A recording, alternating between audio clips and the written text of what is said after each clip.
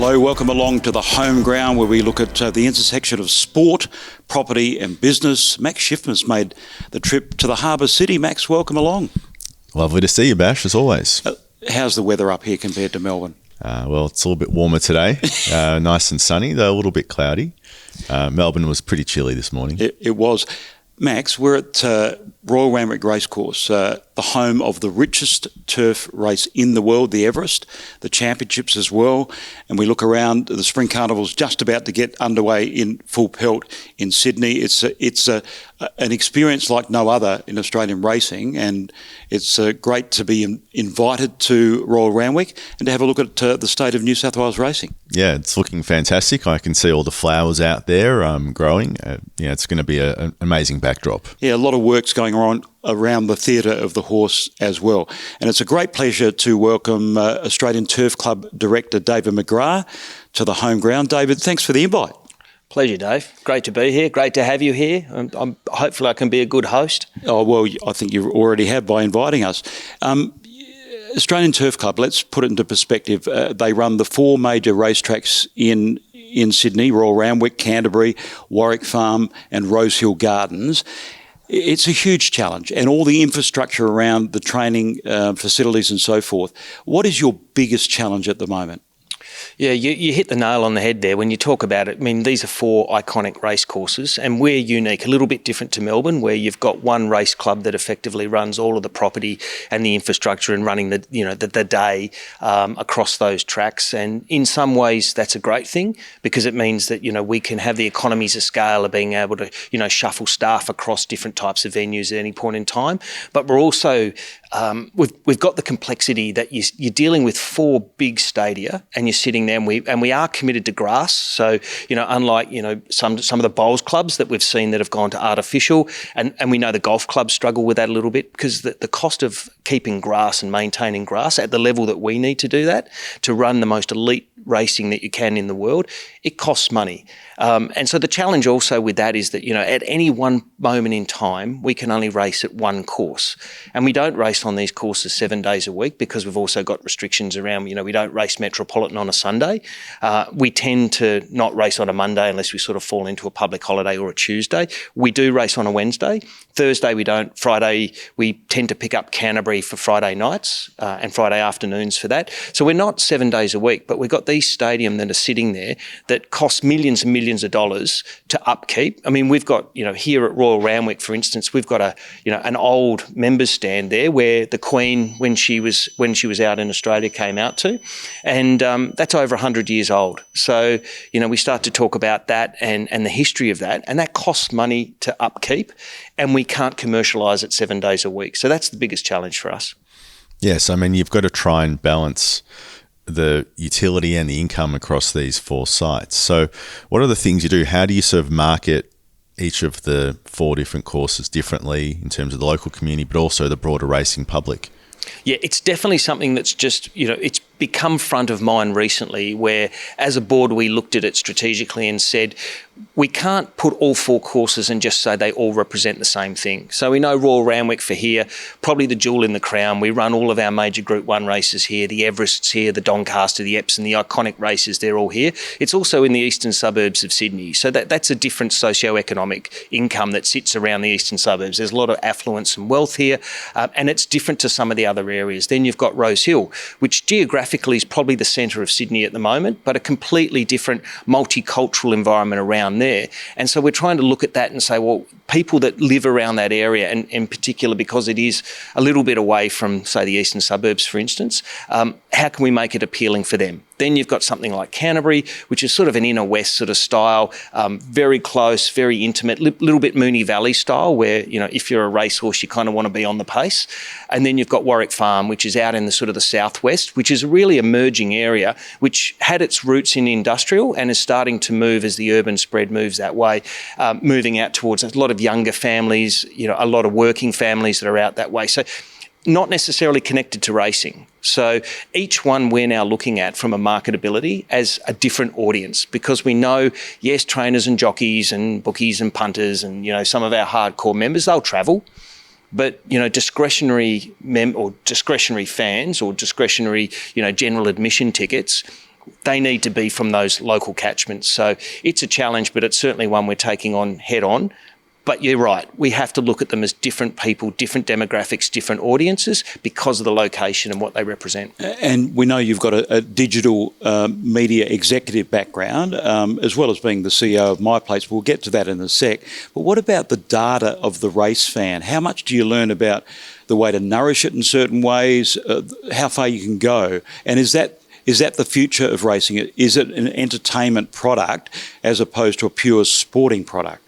Yeah, I mean, you touch on the technology side, and I'll come from that, and I'm comfortable speaking in that because that's sort of my wheelhouse. So I think while it may not be the future, I think it helps determine the future. I think if you haven't got a database of size and integrity and marketability, which when I talk about marketability, you have to have the consent management to be able to talk to these people, that should be your building block of that communication. And without that, you really do struggle. But it also gives you the bedrock to be able to promote extra services that you know will be of appeal to those audiences. And, you talk about a day like the Everest, it's 45,000 odd people are here on that day.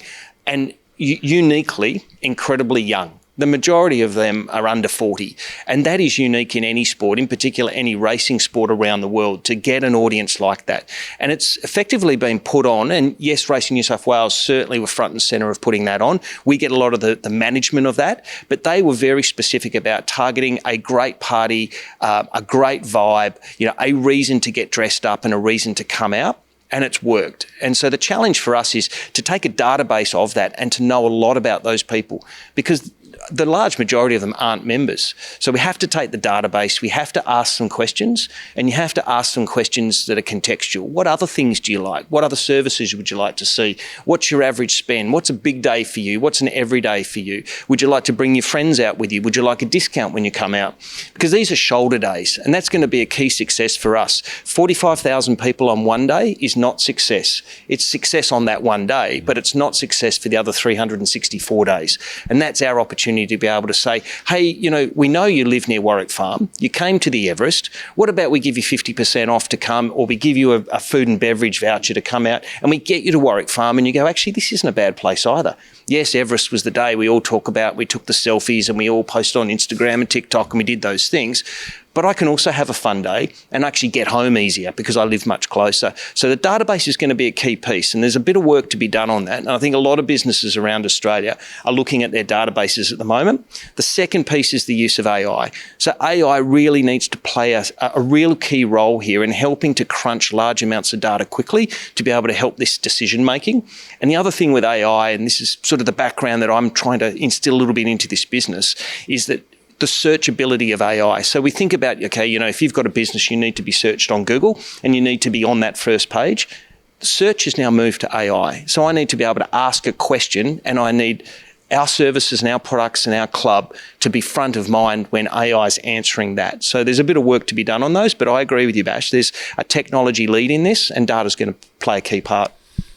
Yeah, well, you touched on the young people, and it didn't happen unless it was on Instagram, but it's clearly a demographic that hasn't gravitated towards horse racing like perhaps it used to in history. So it's amazing that you get 45,000 odd under 40s for the Everest because it's an amazing day, but on average, you're probably seeing fewer and fewer young people coming to the horses compared to what you would have seen several generations ago. So AI is probably part of the answer, but how else do you attract that demographic? Is it having completely different kinds of events using the facilities? Is it having different forms of racing? Like, what are the things you could potentially do to get them back in the fold? Yeah, I agree. I mean, and I think we, like you're saying there, we need to ask a lot of people and get a lot of information in this. And I think that, if we wanted to be narrow on that view, I think we'd probably get the wrong answer because it'd be a narrow answer. I think we need to be open to all experiences and all opportunities. But the one thing, and I've always spoken about this, that Victoria and New South Wales are completely different when you're talking about the customer. Yes, we've got an appreciation about, the way that we have value for money, but I've found Victorians, they will commit to a day, and it can be horizontal rain with potential of snow, and they'll just put their parka on or their raincoat and they're going. Here in Sydney, I can be driving to the races and I can say, wow, it's actually a really nice, maybe we could go to the beach instead, and they'll just turn off and they'll go somewhere else. It's not to say they're not committed to the day, but they're so sport for choice, and the weather makes a massive difference in that. And also, I always like to think Sydney's the greatest place for lunch. Melbourne's one of the greatest places for dinner. So I think if you're talking about a daytime experience here, there's so much choice that you're talking about. So we have to be value for money, and we have to talk to them about what they're going to be missing out on. And this is social media 101, FOMO. You know, what you're missing out on not being here, I think has to play heavily on our customer base to say, you're missing out on the biggest party, or you're missing out on a great day, and you can bring your friends. And you can have a great experience even if it's just 12 of you, or it's 6 of you, or 4 of you. And it has to be value for money, and it has to be rewarding. And that's sort of the challenge, I think, for any entertainment style business that plays in food and beverage and experiences. It's all of our challenges at the moment, because what we're finding is, in particular with social media and this snackable way of consuming content, is that people have short attention spans. You've got a very small window to grab their attention. And when you get it, you've got to make it sticky for them. So, you know, challenges, but we need to talk to everyone about it. And you talk about the consumer, challenges right there. But what about the participants and the grassroots of the industry, which you have a big say in, maintaining the infrastructure and so forth? What are the most pressing challenges you have in that area? Is it training facilities? Is it safety? You know, give us an idea of what shape racing in New South Wales is in at the tracks that you manage. Yeah. And when I first came onto the board a little over three and a bit years ago, I was incredibly conscious and wanted us to take on the big R, which is responsibility. And you strip it back and you look at what we represent as a sport. So we have 500 odd kilo horses with 50 odd kilo jockeys with a helmet and a vest underneath their colours. We've got horses that are running at more than 65 or odd 60 odd kilometres an hour on great surfaces, and that's something we're very thankful on. But you can have rainy surfaces, shifting surfaces. We've got people that come to the races, they bet. So there's a gambling component, and we're under no illusion. You don't come to the races to necessarily not bet. You'd like to think the majority of people are here, whether it's $1 or it's $50 or whatever's within your means. That's something you come to, and we serve alcohol. So and we've got the responsibility of rehoming of horses. And any of us that are in the sport, and I know you're like this, we love the horse. Absolutely. And I just look at them and I still think, to me, they're the stars of the show. The jockeys are athletes, and I really respect what they do, and I see them very much as athletes. But I look at a horse and I just think, you are the most majestic creature. The way that you run at speed, the way that you love the thrill of competition, they love what they do, and they are looked after better than a lot of people that I know. And our opportunity and responsibility is to make sure when they finish that, or if they don't make it to the races, that they have a responsible life after racing. And again, responsibility, you've got to take it front on, and you've got to be able to talk to it, and you've got to do everything you possibly can. I think we do a really good job of this in New South Wales all the way through. It's difficult, it's not easy, and there's no one solution that fixes it all, but you have to be aware of the challenges, and you have to take it on because it's risk, and you need to manage risk as responsibly as you possibly can. Yeah, and there's a social license aspect to that too. I mean, there's an increasing number of people that are looking at racing sports, whether it's horse racing or greyhounds, and looking at it from a very different perspective to perhaps the way you look at it. How are you getting that message through to that younger generation, particularly who are so socially conscious? And I think, I wouldn't be under any illusion that the fact when you get 45,000 people that come to the races, yes, we want them very much to have a great day that feels like they've got value for money for what they've spent and the contribution that they've had here on that day. But you want them to come away loving the horse. You want them to come away loving that what we do is responsible, and you want them to be fans. And that's where I think, the challenge is for us now is we've got a membership base. I think we sit around 11,000 members, something like that. But we've got hundreds of thousands of people that come to the races throughout a year that don't take a membership. To me, I'd love our membership to be tiered in a way that you can be a fan.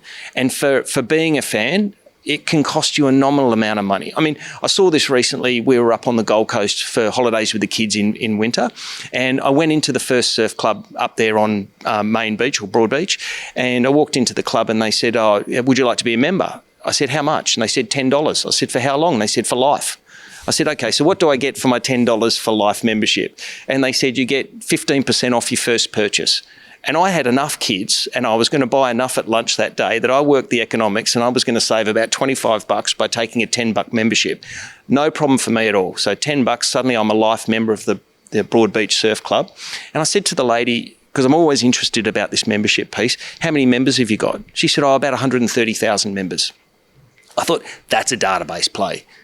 And that's, next time I come back to the Gold Coast, I'm highly likely I'm going to go there. If they send me a message at some point, if it resonates because it's around the time, I'm going to, you got me. And so this is where I think, getting back to your ESG, the social responsibility piece, I think our responsibility is to have a couple of 100,000 fans of our sport that are passionate about what we do and believe in what we do. And then if we need to call upon them and say to them, hey, listen, we really need your support here because we're getting some pressures. We need you to be able to support us and say these guys are okay about what they do. And so again, database, capitalising on an audience of scale, giving them great experiences, but also bringing them in that we all feel like one big family, even though they might have come to the races just to see the girls, or the girls might have come just because they've got new dresses and they wanted to be in fashions of the field, but come away thinking, I had a great day and actually I like this sport. It's a fun sport. It's a great sport. It's a responsible sport. That's our challenge, but this is where we need to push to. David, changing tact a little bit, I was really interested to hear about your Metallica experience, and I have to say I was listening to Metallica in the Uber on the way here, so big fan. Can you tell us about what that was and what you learnt about fan touch points? Yeah, it was fascinating. I was fortunate enough in my tech role to be over in San Francisco at a big CRM conference, one of the platforms that is world known, and I'm not going to, unless they become a sponsor, I'm not going to mention them here. And they were talking about this idea of once you have a customer and you have experiences, how can you start to tailor those experiences to the data? And what was fascinating, they had Lars Ulrich, who's the drummer for Metallica there, and he was talking about the idea of customer journey. And it was fascinating to think that you've got the drummer of Metallica, one of the most iconic heavy metal bands, talking about data and retargeting of customer experiences. So I had to listen, and he was compelling. He talks about what they do now with Metallica. The minute you buy a ticket, and that can be up to 12 months ahead of time, you suddenly become someone who's privy to behind-the-scenes information and behind-the-scenes vision and behind-the-scenes details that no one else gets. Their view is, the minute you've bought a ticket, you are now special. And so even to the point where, they'll say, hey, really excited to be coming to Melbourne or Sydney, for the concert, looking forward to seeing you there, thanks for buying a ticket, see you soon. Great. Just one little snippet that can be a social piece, all the way through to, hey, we're on the plane, we're on our way, we're coming, all those things. Backstage, they send you the MMS and it'll say, hey, listen, we're backstage, we're about to come on in about 20 minutes, we're excited to see you tonight. Really, really important. Then after, they'll send you something as well to say, we really appreciated you coming. One of the die-hard fans, we loved having you there. So this was this whole piece that we buy into when we're talking about, a crowd at an Everest, what you can do by way of experience. And this can be any race day. The minute you buy or engage with us and you become part of a day you're looking forward to, we really need to stretch that value proposition to say, actually, we really appreciate you coming. And we appreciate the fact that you could spend your money anywhere and you're going to spend it with us. And that can be, as we sort of talk through, that can be preparations for the day, to remind you what the dress code might be, to remind you what the weather's going to be, to tell you what the track, maybe send you some tips on the way. And then always after then, thanks for coming and here's some discounts, here's an offer, here's something we can do. And it's so funny that you think about a band like Metallica, the coolest of heavy, the guys that play 1 million, I think they played 1 million people in Russia one day. They're talking about this idea of having data to connect with their audience, to make themselves even cooler. If you think Metallica could even be cooler, if they can do it, racecourses need to do it and sports need to do it, and we all need to engage with that. But it starts with data and it starts with that communication with your customer, but it also goes into understanding them a bit better, understanding the gender, understanding their age, understanding their likes, understanding their motivations, because if you can get a contextual message to them, you connect with them better. The worst thing we can possibly do is say, thank you, Mrs. Bashir, for coming to the races yesterday, and you go, what? I'm David Bashir. I'm not Mrs. Bashir. And you get it so wrong some often in these EDMs and different kinds of comps. You've lost me because you didn't really know me, but you get it right and you got me for life. all racing jurisdictions around Australia are facing headwinds at the moment. We've spoken to Dr. Turf about the situation in Victoria, very fragmented industry, and Max was talking a lot about the property aspect of that. There are headwinds in New South Wales. The governing body, Racing New South Wales, and the ATC are not exactly seeing eye to eye at the moment. What are the challenges around that space, and how, in context to the fact that the sale of Rosehill Gardens didn't go ahead? Yeah, it's a tough one, and Rosehill really did split the membership base, but it also split a lot of community. And I still have these conversations with people that were saying, "Oh, why didn't you sell it? It was a lost opportunity. You should have sold it." And I've had others on the other side that said, "Gee, I'm so glad we never sold it." I try to reconcile that myself about coming out the other end of that, about where we landed. And the more I think about it, the more I think for some people, in particular the members, it came down to it was big. Like, it was a big move, and they had a small amount of time to make that consideration. And I think a lot of people, and this is consumer 101, if given a big decision to make and you don't feel like you've got enough information, you stay with the status quo. Mm-hmm. And I think we saw a lot of that as well. It's tough because we knew what we could have done with the money, and we knew that it was really a solid opportunity to be able to commercialise the sport for years to come. But I think a lot of people thought this was far too big, there's too much risk, and I just want to go back to the status quo. That said, also, we've got an older membership base, and within that there's a lot of people that said, I'm going to go to the races for the next 10 or 15 years, and I don't want anything to change for the next 10 or 15 years. And so then after that, I'm kind of done, and but if I want my next 10 to 15 years. And the more that, I've got ageing parents, and we're probably all in the same bit, as they start to get there, they become highly risk adverse, and they also like what they like, and they don't like change. Change is tough for people, let alone people that are older that just want to stay with the familiar. So there's a little bit about that. Yes, there was an opportunity there. Yes, it was a big thing to try and bite off. Yes, there was some people that didn't want to change, and there were some people that didn't trust what was going to happen after that. So, but what I think that has done, it's opened a lot of people's eyes to the fact that the sport is we're going through a tough moment in sport. We've got smart people and we've got the right motivations. And yes, we still have the commercial side of it at a level where we can do something about it. And this is where I think we really need to all come together, and we need to work on this in a unified way, because if we continue to be fragmented and splintered, I think it's going to get tougher. I think unified and together, I think we stand a really good chance of making this a sport that survives for hundreds of years. Yeah, well, it's a common issue being faced by a lot of membership style, let's call it large land take organisations. So horse racing being one, golf courses being another, particularly with the population pressure that's starting to hit some of our urban centres, where you've got this prime land in established areas, and young people that also want to get into housing as much as anything else. So I know there's no sort of decisions being made yet, but what sort of things do you think could be considered in future? Yeah, you're definitely right. I mean, we are sitting on significant land holdings, and it is a luxury, in particular where some of them sit, because as you say, you talk to younger people and they care more about where they're going to live than whether there's going to be a Group 1 race meeting on the weekend. And so for them, there's a social pressure there, and I think that's sort of an Australian issue that we're all trying to deal with at the moment. But as a club, we need to think about this. And I see the Moonee Valley stuff that's gone on, and the way that they've bold move, flip the track, move it to the other side, put in the property side, and sell some residential to go with that. That costs money. So I think in that sense they're fortunate that they had I think they've got a significant property developer that sits on that board, helped guide them through that process. We've got some limitations. I mean, here at Royal Randwick, this is Crown land, so we've got some some tighter conditions that sit around that. But there's definitely plans for Rosehill. I mean, before we were talking about a sale of all of Rosehill, we were definitely talking about a commercialisation of land around Rosehill that it wasn't going to derive the $5 billion number that we're talking about, but it was certainly going to be in the the large hundreds of millions of dollars, and it wasn't going to impact racing. I think we have to look around the world. We have to look around different jurisdictions. And we see that with football stadiums now. They're talking about building football stadiums now where you've got apartment complexes and you've got, you talk about restaurants and facilities that are sitting there. And I said right up front, we're sitting here with 4 stadium. They're sitting there with, I think here at Randwick alone, we've got somewhere around, circa 50 kitchens that are sitting here that aren't being used. And that'll be the same at all the others.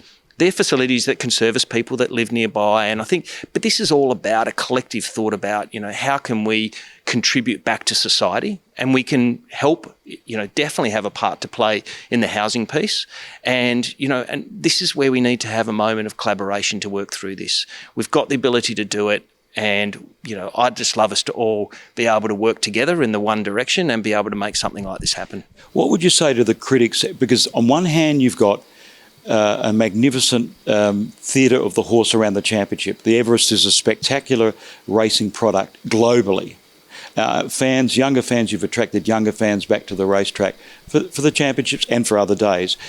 That's on one hand. On the other side of the ledger, you've got a lot of critics saying the Australian Turf Club should be doing more in the way it manages its business. So where does the reality lie? Yeah, it's probably the big question. You're talking about the economics, about, all the grand stuff that we want to do. And it all comes down to money. At the end of the day, running food and beverage, hospitality, and keeping grass race courses and training horses on our tracks as well costs a huge amount of money. And we're a group effectively. I mean, we run as a not-for-profit and we make a couple of $1 million a year, give or take every year, and we sort of just get through. We don't have the money to be able to say we want to drop, $100 million on a major project, or, we want to be able to, do something of development significance somewhere. So again, we need to talk with those that have got the cash or the ability to invest. And this is where business might have a part in this as well, because we know big business sees what we have by way of asset, and it feels like partnership. Don't know what it looks like yet, but it feels like we're not going to do it our own. We just don't have the money to do it. Very asset rich, again, cash constricted. We still do okay. I mean, we're a business that makes money. We don't lose money, but we haven't got the assets to be able to invest significantly into things that make, major change. So it feels like we need to be in partnership with this. What that partnership looks like is all up for negotiation. Mm-hmm. So one of the things that the Everest brought to Australia was epic prize money in terms of the event. So the most prize money of any horse racing event in the world. There was a bit of a war between Victoria and New South Wales on that front for a while, but do you think that's helped reposition horse racing in New South Wales over the last 8 years since it's been in place? It's definitely made that race one of global significance, because you've got the ability there that, no one, if you've got a horse that's capable of racing in that race, the prize money means I'm not looking anywhere else, anywhere in the world to come there. And I think one of the big things that we've managed to do this year, and as a board, and I was fortunate that I actually helped chair the committee that was dealing with our Everest slot. So the ATC has a slot every year, and I can tell you, we've found it very tough every year to try and make a commercial decision. That slot costs us $700,000 a year, and we try and do a partnership piece on that slot that will derive the best financial outcome at the lowest possible risk for this club. And to try and do that deal without saying, I'm trying to pick the winner of the race, is really difficult. So, we've had we've had people say to us, it needs to be a horse that's trained on an ATC track should always get your slot. It's not that easy. And that as an aspiration is probably a great thing for us to have, that we should support ATC trained horses. But then you have to deal with owners, and then some owners or ownership structures have got a large amount of owners, and an expectation that their split on how this would work for them is more than 50-50. And especially if you think you've got a good horse and you can win the race. I do the numbers on some of these things every year, and if we didn't win or run second, the ATC was going to lose money on these slots. So it gets to the point where, the last couple of years, we've on-sold our slot for what we were going to pay for it, just to get a good horse in the race. But as much as anything, it was to de-risk our commercial exposure on that slot. This year's different. So this year we did a partnership with the Hong Kong Jockey Club, and we've brought Ka Ying Rising to Australia. Probably he is the world's highest rated sprinter, and he's a horse that brings so much hype, but it's also the foreign horse versus the Aussie horses, and there'll be so much talk about this as it goes through, and those that are probably watching this podcast are going to look at this and say, oh well, he won by this or he lost by this, and so history will actually give us a result on that. But at the moment, for the day we're talking through this, huge hype, massive hype on this horse. The reason why we did that deal is because it's a World Pool deal. And so World Pool, for those that don't know, is effectively it's an accumulation of betting dollars across multiple countries around the world to create a pool of funds that would be redistributed as part of your winnings to those that are having a bet. But it means that the pool is so significant that someone that wants to have a big bet can have $1 million on Ka Ying Rising, and it really doesn't change the odds that much. If you wanted to have $1 million on Ka Ying Rising on the tab here in Australia, they probably wouldn't let you on. And if they did, the odds would dramatically crunch. So your return might go from, you might get 70% back on your money to 10. So World Pool is important for us because the ATC as a club, as a host of a World Pool race, which the Everest is, we get a share of that World Pool contribution. So we've done the numbers on this. And so for us, just having Ka Ying Rising in the race and knowing the amount of money he will bring from Hong Kong, from Japan, from the UK, the US, South Africa, all around the world, we'll make money regardless of wherever Ka Ying Rising finishes in the race. So for me, the most de-risk, the best deal we could have done, the biggest possible hype, and effectively for us, that's the position we need to be. So looking forward to that.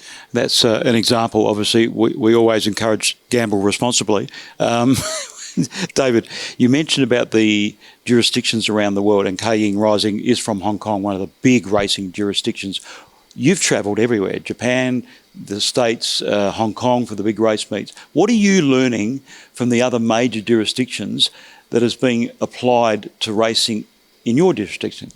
Yeah, I mean, you talk about the show and the experience. So I guess some of these guys do an amazing job of their show. I mean, if you talk about Hong Kong, under lights in the city, an amazing experience with food and beverage, hospitality, and just, the spectacle of the whole thing. You go to somewhere like, you go to the Kentucky Derby or somewhere like that.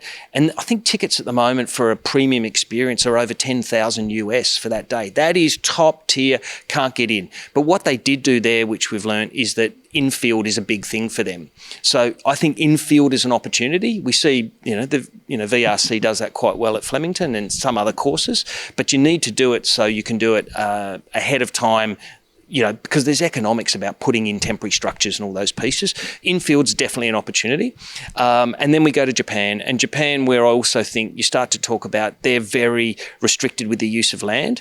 And they use the infield of their race courses a lot for, non-race day experiences, whether it's, recreational facilities for people to bring their kids, whether it's pets, whether it's, cafes and restaurants that exist 7 days a week. They use the infield in Japan a lot.